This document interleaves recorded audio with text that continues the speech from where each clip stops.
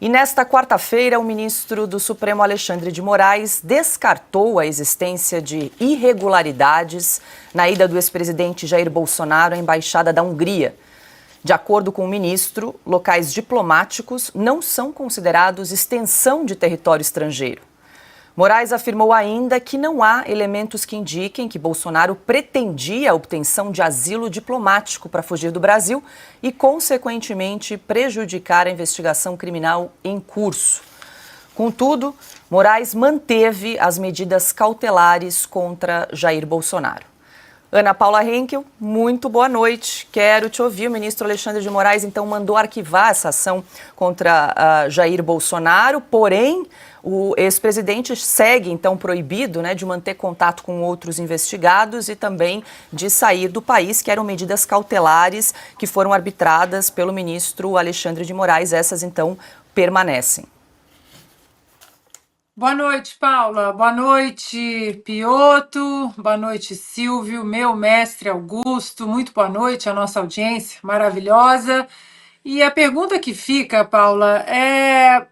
Bom, o Moraes descartou mesmo essa possibilidade ou ele começa a se sentir um pouco acuado com tudo que está acontecendo, com as vísceras de possíveis ilegalidades cometidas por ele expostas ao mundo, não apenas no Brasil, mas para o mundo, através dos Twitter Files no Brasil, que os arquivos que acabaram parando no Comitê do Judiciário da Câmara aqui dos Estados Unidos, agora um relatório vasto, extenso, mais de 500 páginas.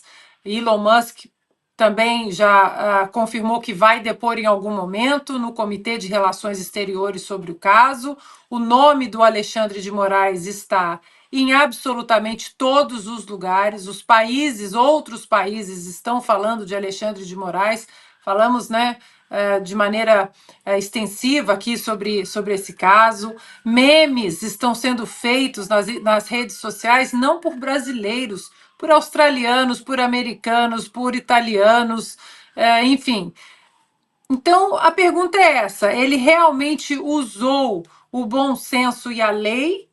Ou ele agora começa a se sentir um pouco acuado, até porque ele está percebendo que já tem outros ministros em Brasília, no Supremo Tribunal Federal, que não estão satisfeitos com a atuação, essa atuação napoleônica do Alexandre de Moraes, querendo aparecer em tudo. Então, nós falamos aqui na época, explicamos exatamente através de um tweet do professor Vladimir Aras que embaixadas não são extensões dos territórios estrangeiros, elas estão estabelecidas no Brasil. Agora, Paula, o presidente Bolsonaro, ele continua, mesmo inelegível, ele continua sendo uma pessoa importante no cenário político do Brasil. Ele continua tendo uma importância de ex-presidente, de talvez não um possível candidato a presidente para as próximas eleições, mas o Brasil sabe que o próximo candidato da direita deverá receber o apoio do presidente Bolsonaro se quiser ter algum sucesso no campo atual. E é preciso devolver o passaporte do presidente Bolsonaro. Ele não cometeu absolutamente crime nenhum. Ele não cometeu crime nenhum, nenhum julgamento está marcado para o presidente Bolsonaro. Ele é hoje um nome na política do Brasil importantíssima. Ele precisa encontrar com líderes estrangeiros, ele precisa participar de convenções. Qual a razão para continuar retendo o passaporte do presidente Bolsonaro? Então, essa é uma pergunta que precisa ser respondida diante dos processos legais e do trâmite legal que o presidente Bolsonaro vem sendo submetido. É legal continuar retendo o passaporte? Isso faz parte das nossas leis? Augusto Nunes, muito boa noite. Quero te ouvir em relação que análise que dá para fazer aí dessa decisão do ministro Alexandre de Moraes de arquivar essa ação em relação aí ao ex-presidente Jair Bolsonaro e também sobre essas medidas cautelares. A Ana colocou bem aqui, né? Por exemplo, a retenção do passaporte de Jair Bolsonaro permanece, além dele não poder se ausentar do país e não poder manter contato com investigados. Isso ainda faz sentido nesse momento, Augusto? Nada faz sentido, né? Ultimamente aí, vindo de onde vem.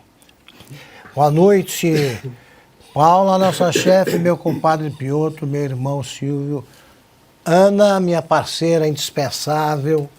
Boa noite a você que nos acompanha.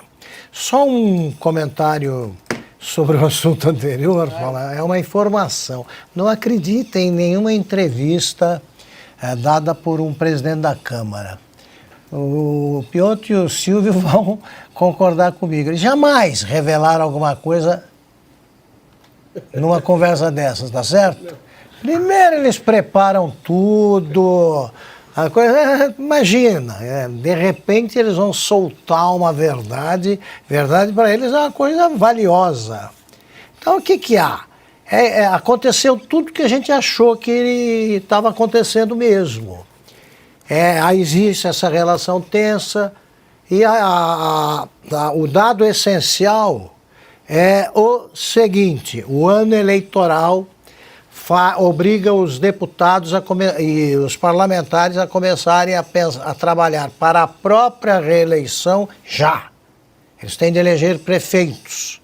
Isso aí interfere no negócio das verbas, etc, etc. Segundo, eles estão de olho na opinião pública, a coisa vai mudando. E não nos esqueçamos do seguinte: o Eduardo Cunha foi o grande homem do Congresso enquanto corria por o impeachment da Dilma.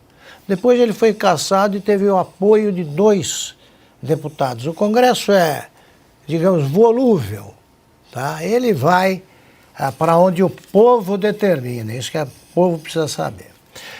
Agora chegando ao Moraes, ele arquivou um negócio que nunca podia ter existido.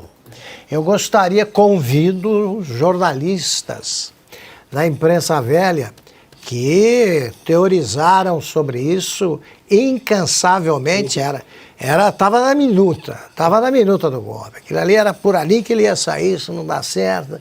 Quero que eles comentem isso amanhã. Comentem amanhã. E aproveitem para explicar o inexplicável. É isso. Por que passaporte retido? Por que ele não pode viajar? Ele está condenado, ele é acusado exatamente do quê? Do quê? Onde está o processo e é sigilo também? Parem com isso. Parem com isso.